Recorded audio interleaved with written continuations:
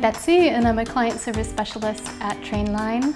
I'm originally from Ohio in the United States and I moved to France 6 years ago, almost 6 years ago.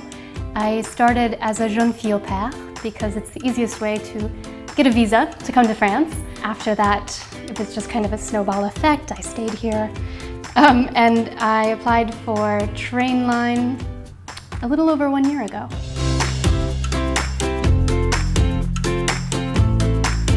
Trainline had really made a name for itself in client services, and they became famous for that, and they really put that on the forefront, and they emphasized there was a lot of importance put on client services, and so I really found it very appealing and I wanted to be a part of that.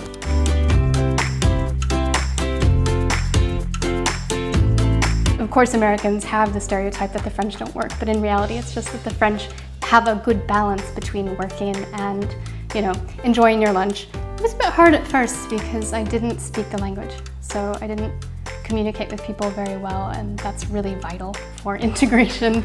It took me a long time to be able to build the language skills required to have everyday conversations and go to the bakery and not make an idiot of myself and things like that.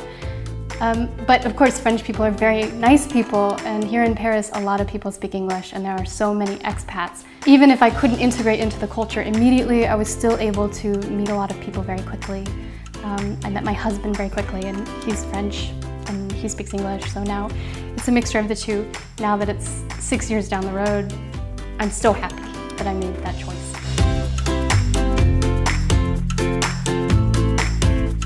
I think it's really fantastic because as someone who moved to France and had to sort of, build my own way because I didn't have the language skills, or, I had to figure it out on my own, it would have been really helpful to have somebody there to help me along and try to, get myself a placement somewhere. I know for Americans it's specifically difficult because it's very hard for us to get a visa, and employers have to jump through hoops of fire to prove that there's no citizen of the EU who can do that job instead.